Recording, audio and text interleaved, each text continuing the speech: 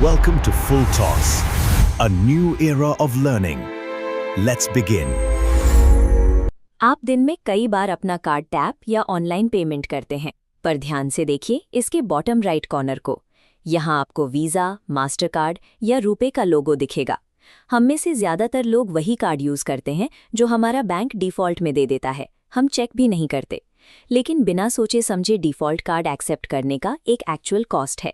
कभी किसी foreign website पर आपका पेमेंट फेल हो जाता है या फिर आप अननेसेसरी एनुअल फीस पे कर रहे होते हैं। आखिर इन नामों का एक्चुअल मतलब क्या है और ये छोटे से लोगोस आपके डिजिटल स्पेंडिंग और वॉलेट पर क्या असर डालते हैं?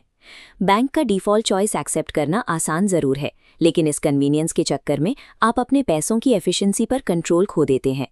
एक आम मिसकंसेप्शन ये है कि जब आप दुकान पर कार्ड स्वाइप करते हैं तो आपका बैंक डायरेक्ट शॉपकीपर के बैंक से बात करता है। ऐसा नहीं होता।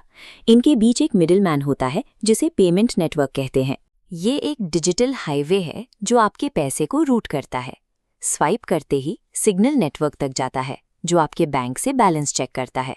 वेरीफाई होने पर नेटवर्क मर्चेंट बैंक को ग्रीन सिग्नल देता है। ये process fraction of a second में होता है।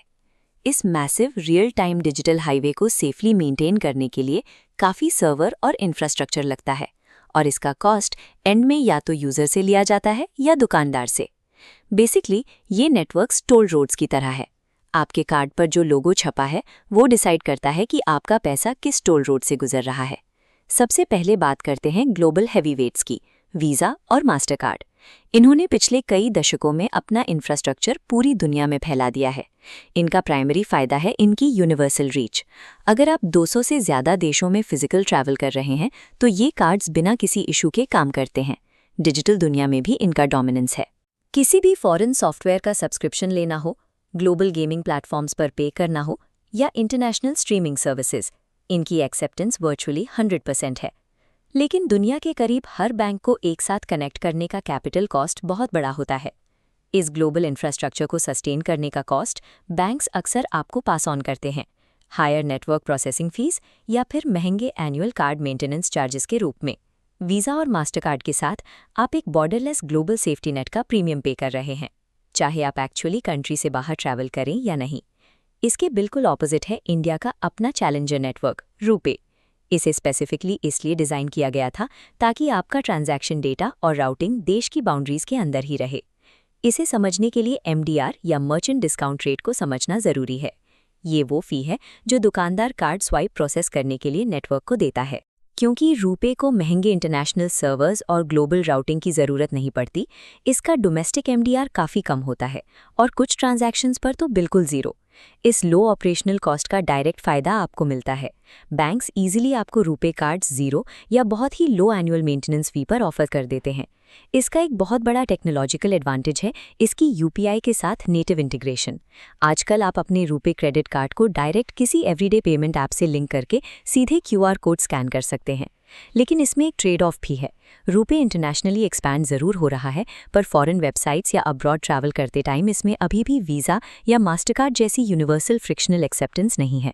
रुपे आपको इंडिया के अंदर मैक्सिमम कॉस्ट एफिशिएंसी और यूटिलिटी देता है, पर उन सेविंग्स को अचीव करने के लिए ग्लोबल रीच को सैक्रिफाइस करना पड़ता है।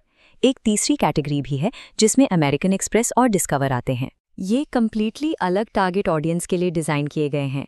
इन नेटवर्क्स का पूरा focus elite travel perks, aggressive reward multipliers और हाई एंड कस्टमर सर्विस पर होता है।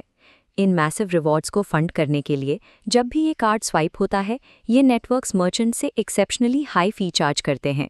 इस वजह से इंडिया में काफ़ी लोकल शॉप्स और everyday domestic merchants Amex accept करने से मना कर देते हैं, क्योंकि उन्हें इतनी हाई फी देना अफोर्ड नहीं होता।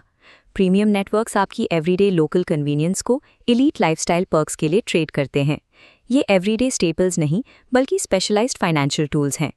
इस 3D मैट्रिक्स में इन ऑप्शंस को कंपेयर करते हैं। वीज़ा मास्टरकार्ड में ग्लोबल एक्सेप्टेंस और फीस दोनों हाई हैं। रुपे में डोमेस्टिक यूटिलिटी मैक्सिमाइज्ड और फीस मिनिमाइज्ड हैं। प्रीमियम में ग्लोबल पर्क्स टॉप पर हैं, लेकिन फीस सबसे ज़्यादा और डोमेस्टिक यूटिलिटी लोएस्ट है। ये क्लियर है कि कोई एक नेटवर्क ऑब्जेक्टिवली सुपीरियर नहीं है। कौन सा नेटवर्क बेस्ट है, ये आपके जियोग्राफिकल फुटप्रिंट पर डिपेंड करता है। फ्लो चार्ट में फाइनल सवाल, आपका पैसा कहाँ स्पेंड होता है? अगर स्पेंड स्ट्रिक्टली डोमेस्टिक है तो रुपे कार्ड यूज़ करें, ताकि इंटरनेशनल फीस से बचें। अगर आप फॉरेन सॉफ्टवेयर या अब्रॉड ट्रैवल करते हैं तो वीज़ा या मास्टर कार्ड मैंडेटरी टूल बन जाता है। अगर आप सिर्फ लोकली शॉप करते हैं तो ग्लोबल एक्सेस का प्रीमियम मत पे कीजिए। और अगर आप ग्लोबली ऑपरेट करते हैं तो सिर्फ एक छोटी सी फ़ी बचाने के लिए अपनी डिजिटल रीच को लिमिट मत कीजिए। अपने कार्ड को अपनी रियलिटी के साथ अलाइन कीजिए।